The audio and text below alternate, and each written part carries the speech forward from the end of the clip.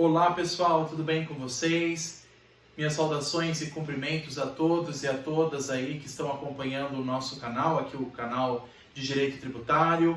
Aqui novamente o professor Lucas, professor de Direito Material e também Direito Processual Tributário.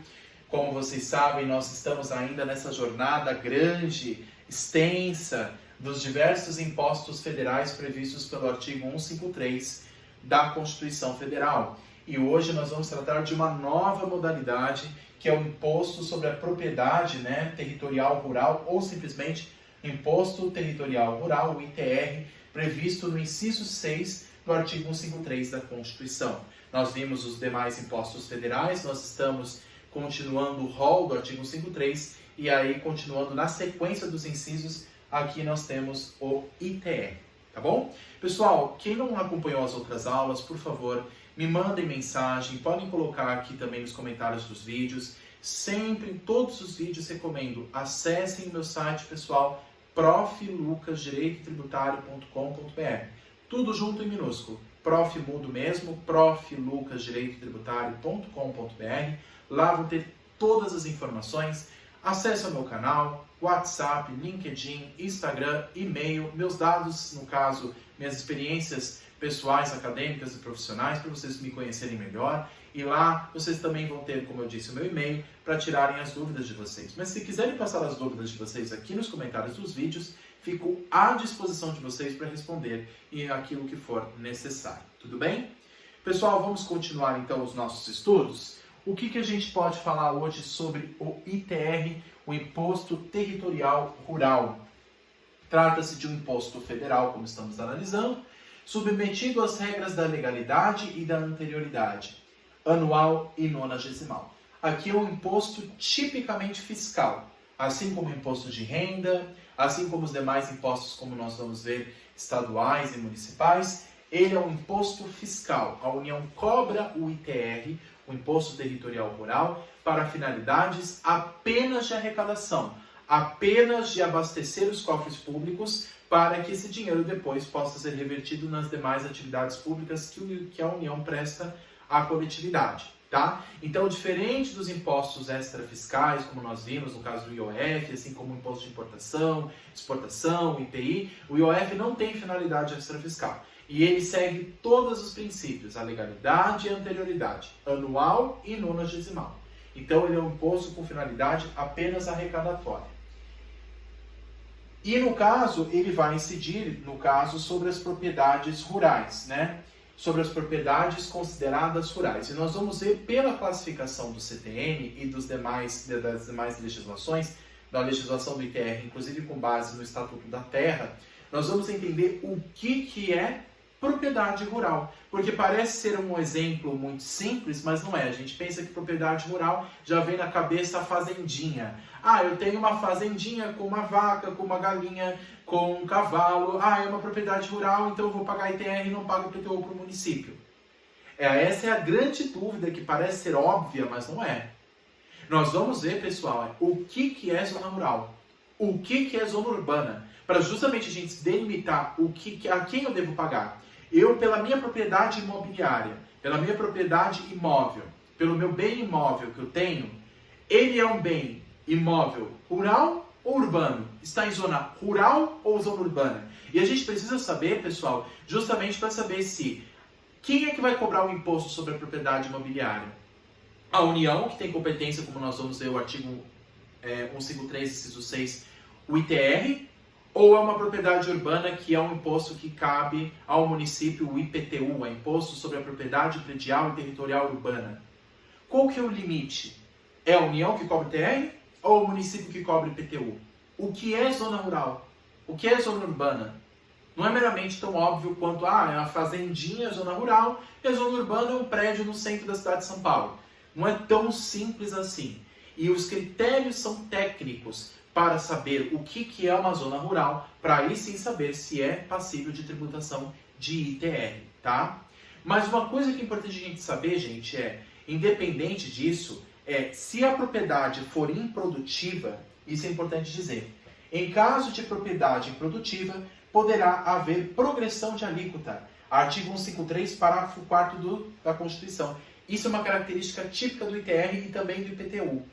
Em caso de propriedade improdutiva, em caso de propriedade abandonada, em caso de propriedade que não está sendo habitada regularmente, utilizada pelo proprietário, para fins de atender, conforme a Constituição fala, e até o Código Civil, a função social da propriedade, para fins de atender a reforma agrária, né, que a Constituição fala, para fins de atender as finalidades sociais da propriedade, conforme a Constituição fala, estou dizendo apenas o que a Constituição diz,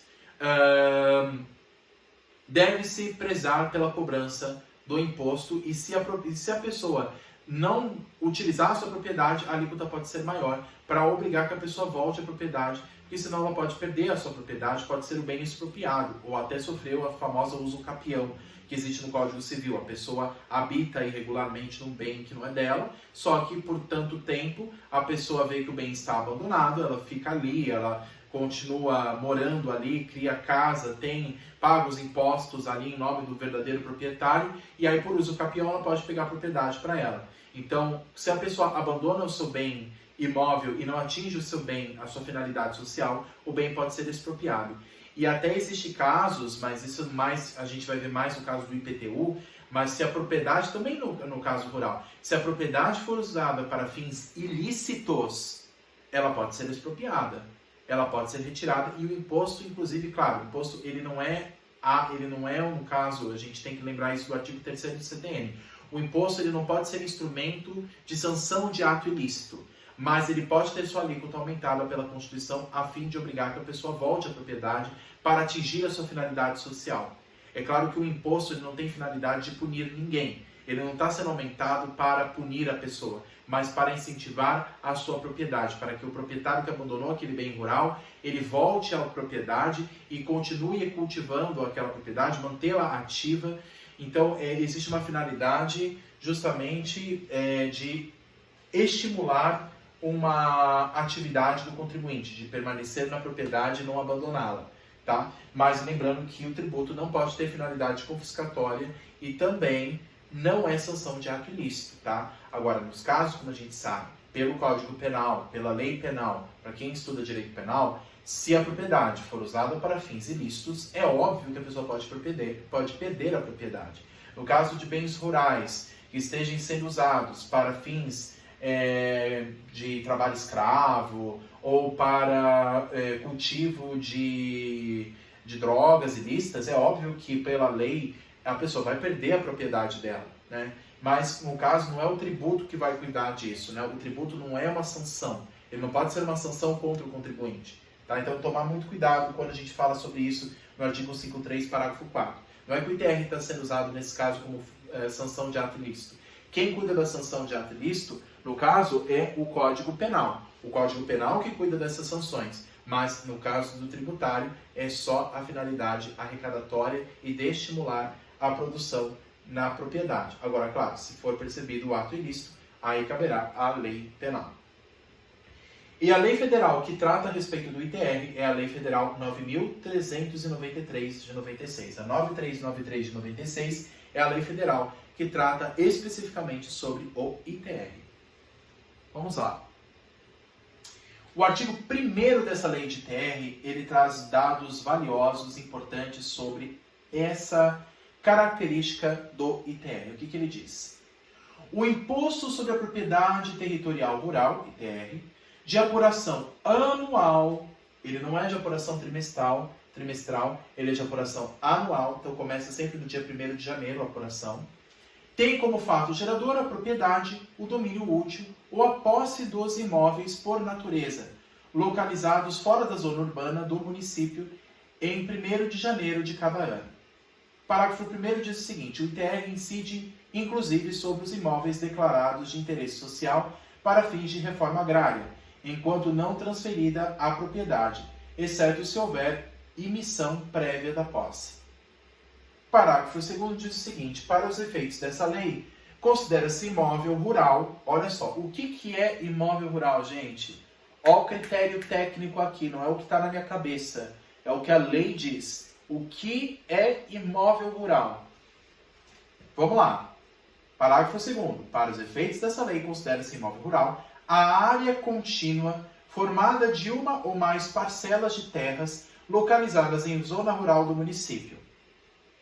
O imóvel que permanece a mais de um... O imóvel que pertencer a mais de um município deverá ser enquadrado no município onde fique a sede do imóvel, e se esta não existir, será enquadrado no município onde se localiza a maior parte do imóvel. Então, em imóveis limítrofes em 2 ou mais municípios, porque a zona rural pode se estender para vários municípios.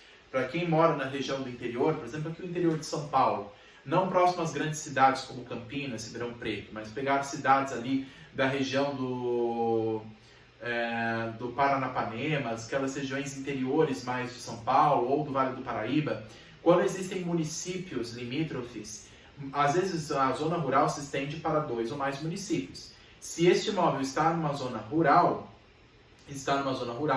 considera-se propriedade, vamos dizer assim, considera-se do município onde a maior parte estiver localizada.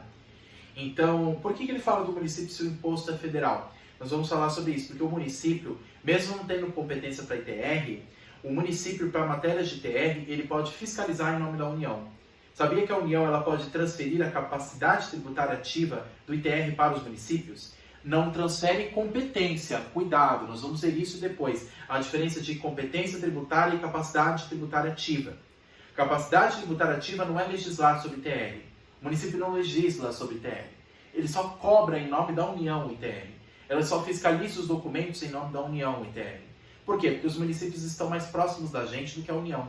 É mais fácil a autoridade municipal fiscalizar a propriedade rural da sua área de circunscrição, na sua área de atuação, no seu município, do que a União, que está longe. Então, o município ele recebe essa capacidade tributária ativa de, em nome da União, fazer a fiscalização do ITR. É claro que uma vez fiscalizado e arrecadado o valor de ITR, ele tem que repassar para a União, porque não é imposto dele, não é imposto municipal, é federal. Mas o município pode, em nome da União, se a União conceder essa possibilidade, fiscalizar em nome da Receita Federal a propriedade rural. Aí por isso que ele fala que qual que é o município que vai fiscalizar? O município que estiver localizado a maior parte do imóvel, onde estiver localizada a sede desse imóvel.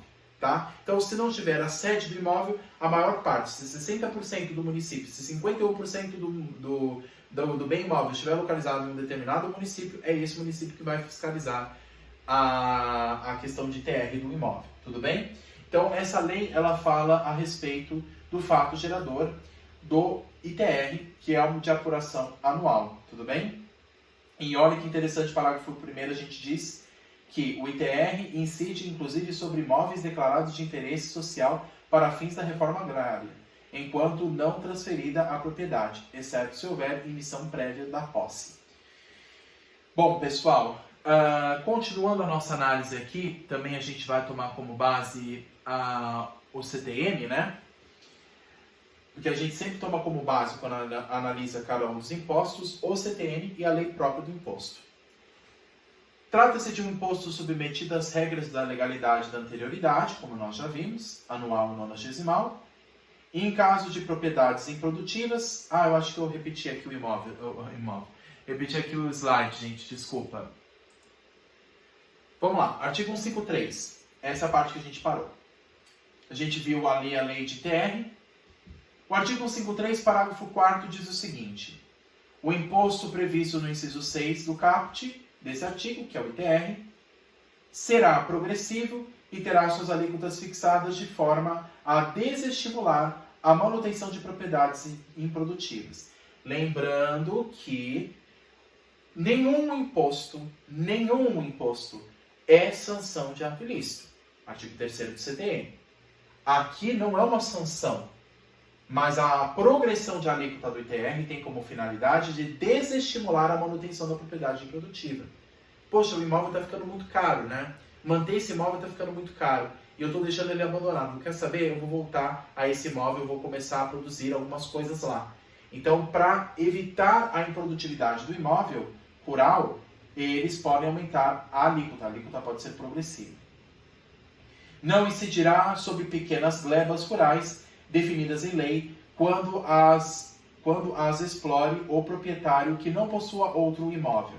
Então, para estimular o pequeno produtor rural ou aquele que só tem esse imóvel como meio de subsistência familiar, aí ele pode ficar, no caso, imune de pagar o ITR, porque nesse caso é a Constituição que prevê essa possibilidade.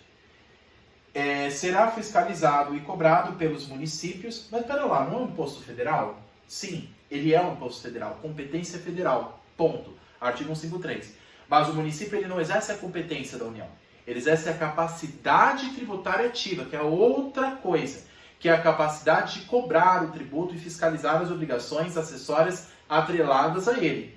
Mas não é que ele exerce a legislação sobre ITR, tá? Então, no caso, a fiscalização será pelos municípios que assim optarem na forma da lei, desde que não implique redução do imposto ou qualquer outra forma de renúncia fiscal. E aí, claro, quando os municípios arrecadarem o ITR, o valor arrecadado tem que ser passado para a União. Tem que ter um repasse. O município não pode ficar para ele. O município tem o IPTU, que não se confunde com o ITR. ITR é federal. Mas por que se delega, como a gente falou, a capacidade tributária ativa para os municípios? Porque os municípios estão mais próximos da gente do que a União. Como é que o governo federal vai fiscalizar todas as zonas rurais do Brasil inteiro? Olha o tamanho do Brasil. País continental, maior que o tamanho da Europa Ocidental. Mas quem é que vai fazer isso em nome da União? Os municípios. A capacidade tributária ativa.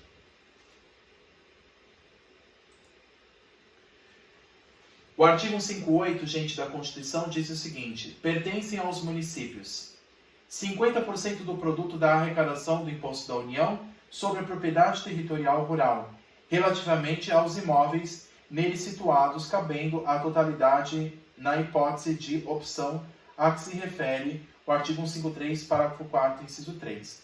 Os municípios, eles podem, embora tenha que ser o valor repassado para a União, mas parte do valor pode ser também destinado aos municípios. A União, ela exige que os municípios, ela pode delegar aos municípios a capacidade tributária ativa de fazer a arrecadação de ITR, mas 50% do valor do ITR pode ficar com os municípios. Uma parte fica com os municípios e a outra, é claro, que vai ser repassada para a União, porque o ITR é de competência federal.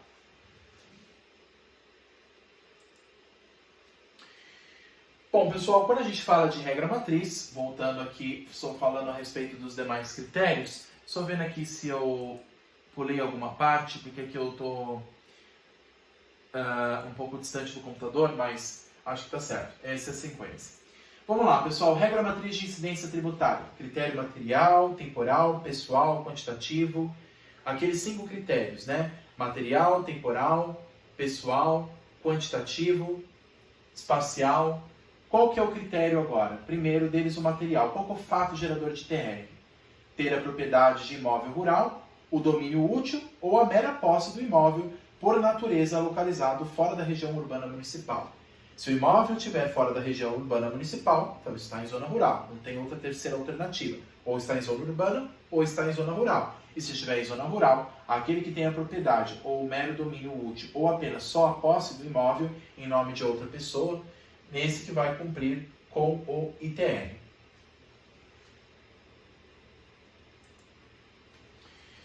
Artigo 2º da Lei do ITR. Nos termos do artigo 153, parágrafo 4 da Constituição Federal, o imposto não incide sobre pequenas glebas rurais, como a gente falou, cabendo, né, quando as explore só ou com sua família, o proprietário que não possua outro imóvel.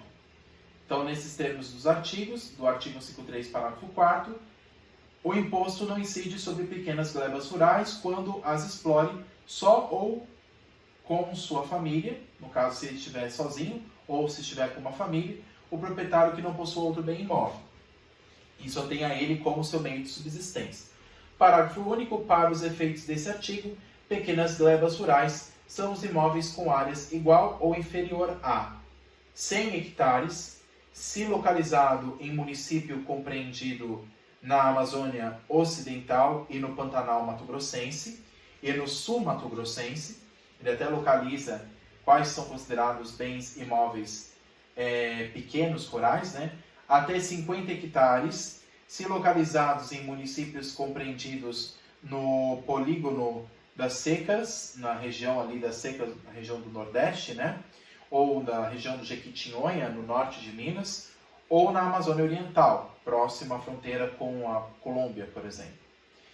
E até 30 hectares se localizados em qualquer outro município do país.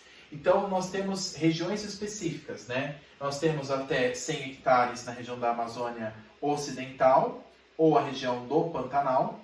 A Amazônia Ocidental é que fica mais próximo da Colômbia e do Peru, gente. A Oriental fica mais para o outro lado. Então, na Amazônia Ocidental ou na região do Pantanal, na região do Mato Grosso do Sul, por exemplo, ali é a característica de um imóvel rural pequeno. Até 50 hectares na região das secas, do polígono das secas, né, pensando ali do Vale do Jequitinhonha, em Minas, como também nas regiões ali do Nordeste, né, por exemplo, o sertão da Bahia. E também na região da Amazônia Oriental. A Amazônia Oriental é aquela que está mais próxima do estado do Pará, do Amapá, ali que também é considerado uma zona até 50 hectares, uma zona pequena, rural. E até 30 hectares nas demais regiões do país. Isso está, lembrando, o artigo 2º da lei do ITR. Critério espacial. Todo o território nacional, desde que a propriedade esteja localizada em zona rural ou possua essa finalidade, né? Então, o artigo 32, parágrafo 1º da Constituição Federal, fala uma coisa bem interessante. Não adianta só estar localizado em zona rural, mas mesmo em zona urbana, e o imóvel tiver finalidade rural, finalidade agropecuária, ele também incide, é um lugar onde vai incidir o ITR. Olha que interessante, o artigo 4º, inciso 1 do Estatuto da Terra, que é a Lei Federal 4504 de 64 diz o seguinte: imóvel de finalidade agropecuária, independentemente da localização, mesmo que localizado em zona urbana, se o imóvel tem finalidade agropecuária, ele incide ITR, nele que vai incidir ITR, mesmo localizado em zona urbana. Então não é só considerado a zona, mas também a finalidade do imóvel.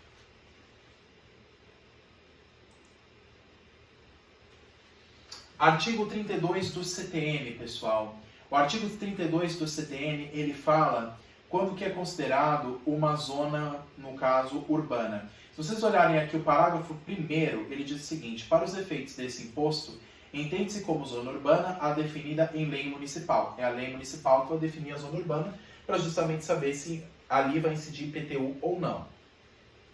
Observando o requisito mínimo de existência do melhoramento indicado com pelo menos 2 critérios dos incisos aqui. Então ele vai trazer um rol de incisos, o parágrafo 1º do artigo 32 do CTN, em que se tiver presentes pelo menos 2 desses incisos, 2 dessas características, já é considerado uma zona urbana.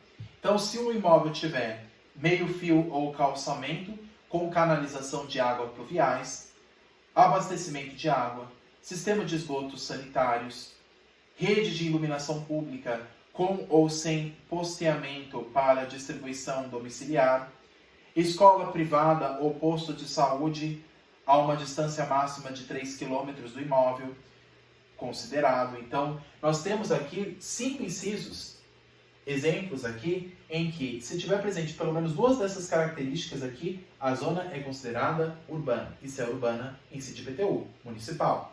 Se não tiver nenhuma dessas características, ou apenas uma delas, no caso, é uma zona rural. Aí incide o ITR. Aí o parágrafo 2º diz o seguinte: a lei municipal pode considerar urbana as áreas urbanizáveis ou de expansão urbana, constantes de loteamentos aprovados pelos órgãos competentes, destinados à habitação, à indústria ou ao comércio, mesmo que localizados nas zonas definidas nos termos do parágrafo anterior. Então, olha só, que interessante. Então, imóveis destinados à indústria e ao comércio também são considerados imóveis urbanos, independente da sua localização.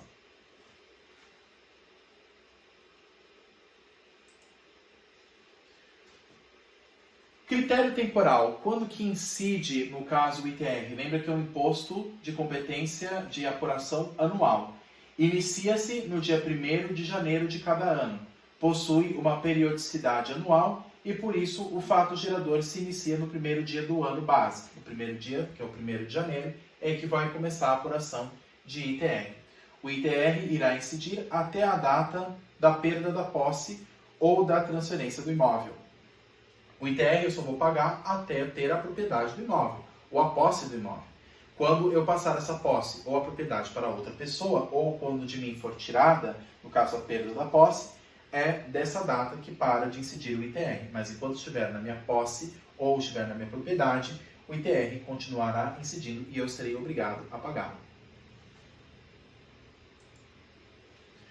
Lembrando que o sujeito ativo do ITR, em regra, é a União, que é um imposto federal, mas os municípios poderão fazer a arrecadação deste imposto, exercer o que a gente chama de capacidade tributária ativa para a fiscalização do ITR.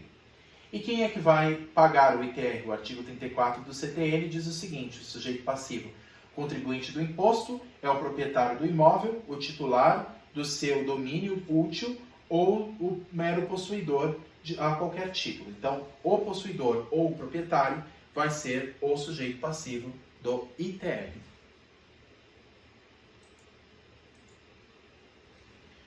A base de cálculo, o valor que vai incidir o ITR é o valor venal do imóvel, o valor em si que o imóvel tem. Não se considera um valor dos móveis que estejam presentes no bem imóvel rural. Lembrando que, independente dos bens que estejam no bem imóvel, esses bens não são considerados para fins de cálculo. Então, se naquela fazenda tem trator, tem celeiro, tem outros bens ali que estão presentes, não são considerados o valor desses bens, apenas o valor em si do imóvel, o valor venal do imóvel. E a alíquota é estabelecida pelo artigo 11 da lei do ITR, que é a lei 9393 de 96. Lembrando que a alíquota, pessoal, ela leva em consideração dois critérios.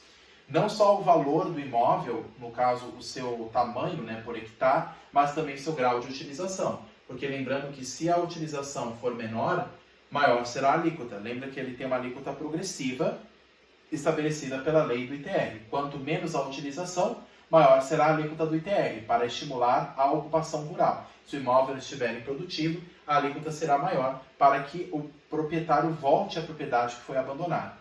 E quanto maior for, no caso, os hectares do imóvel, acima de 5.000, por exemplo, hectares, maior também será a alíquota. Quanto menor o grau de utilização e maior o tamanho do imóvel, maior será a alíquota. Tudo bem? Essa tabela vocês podem ver no artigo 11 da lei do ITR. Pessoal, basicamente essas foram as informações que eu precisava passar para vocês. Havendo alguma outra dúvida, fico à disposição para responder vocês, tudo bem? Muito obrigado a todos e desejo bons estudos e não deixem de acessar o meu site proflucasdireitotributário.com.br. Muito obrigado.